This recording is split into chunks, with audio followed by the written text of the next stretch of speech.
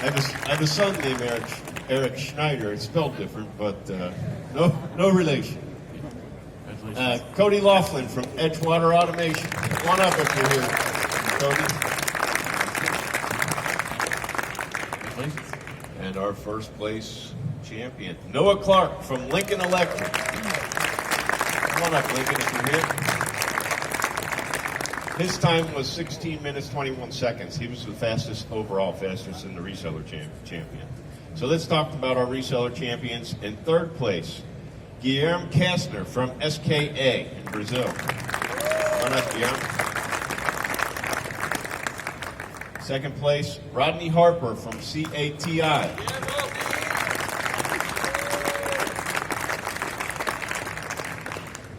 And our first place champion for the resellers is Boss Kuman from Cadmus.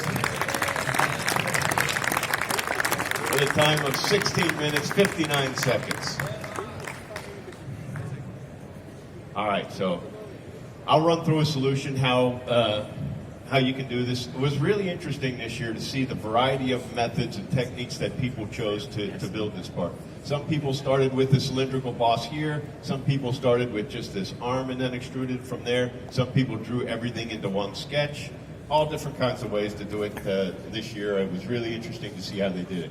So if I look at this, I always think the first thing, the main part of this thing is that centerpiece. So that's where I started, is on the centerpiece. A lot of people started with just drawing one of these arms and patterning it around. So we have some dimensions here, the 22 degree angle on this, but if you notice, it's not picking up tangency, so we're going to need to figure out how to terminate that back there. This 22 millimeter dimension in here is one that we need to keep track of. And then we have this sloped face here.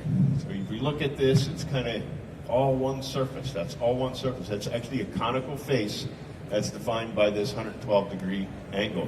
So if you think about this, if I draw this in there, how high do I extrude this arm up here?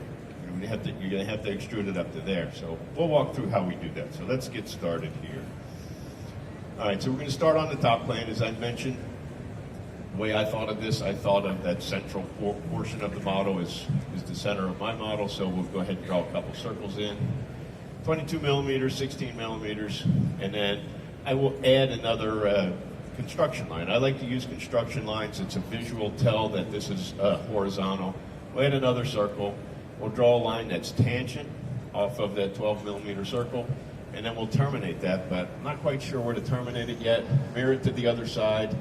And the way I'll do this is we'll add our dimension of 22 degrees. And then I will just draw a vertical line in here so that comes down, and I'll add a relationship to make that a midpoint relationship. So my sketch is fully constrained. Now I'm going to go ahead and extrude it.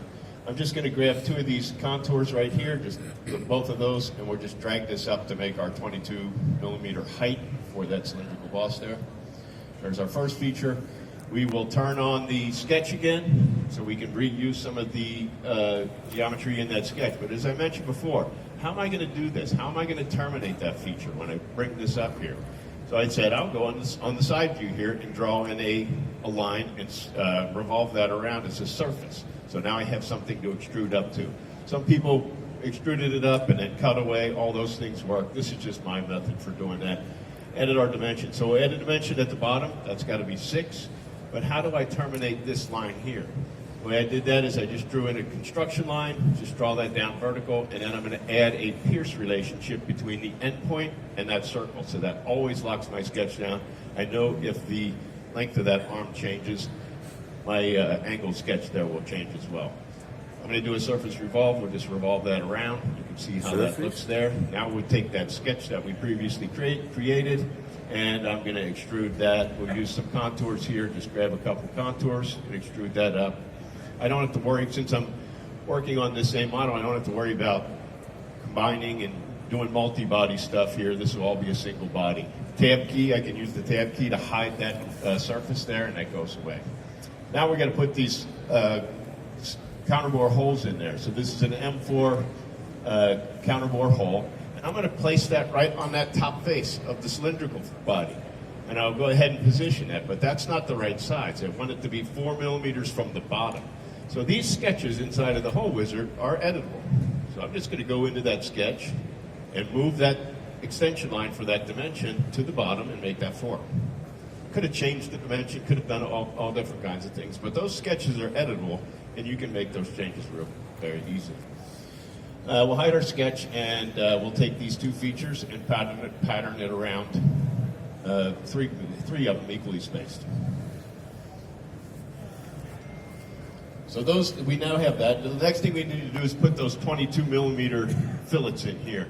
So I just use the selection helper here and just grab all the connected faces that go along with that, or the similar edges that go along with that, make that 22 millimeters. And then we need to put those 1 millimeter fillets that wrap all around everything. Just choose 2 edges here and it takes care of everything for us.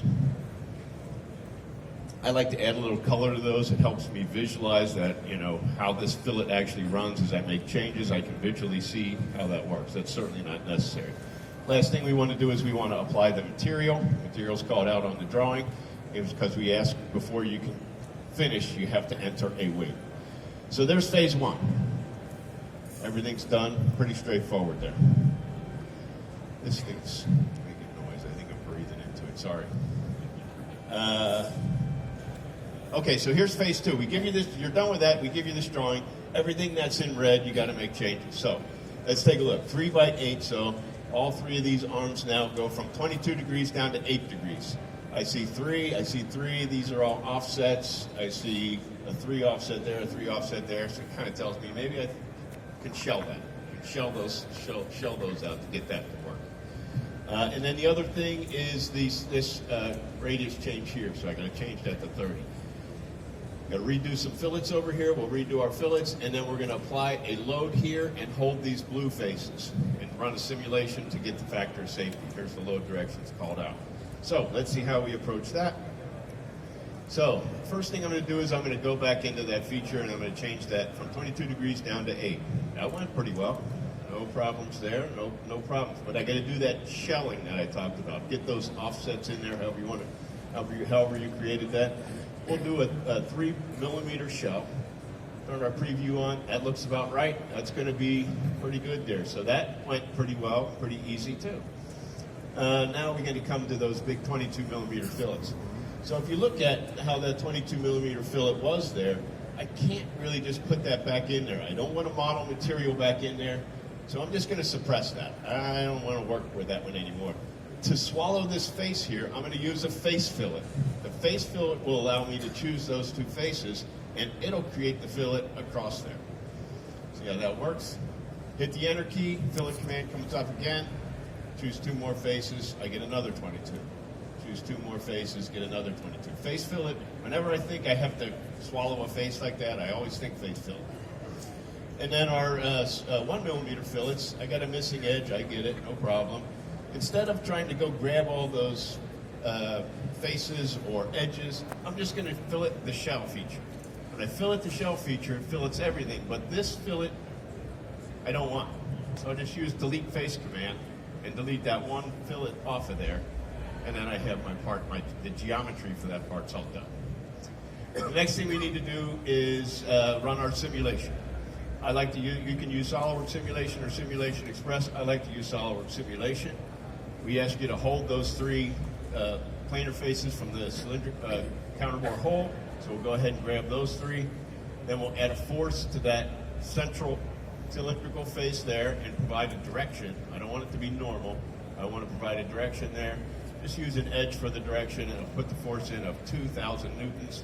And in this case, from the icons, I can see I need to reverse the direction. Force is applied. All I need to do now, I need to, since I am using multi-body and I didn't delete body, I have to exclude that surface body from my simulation so it doesn't bark at me and say I don't have material defined for it. So next thing we do is we run our simulation. We get a stress plot. I always like to animate this to see if it's behaving as I expected. That helps me understand whether or not I have applied my loads and boundary conditions properly. And then we ask for what's the factor of safety. Factor of safety is 3.1, somewhere around 3. So if you got there, you're one of the champions. So that's modelmania 2020. Another big round of applause for our champions. If you came late and you want to come up, boss, go ahead and stay up here. You can stay up.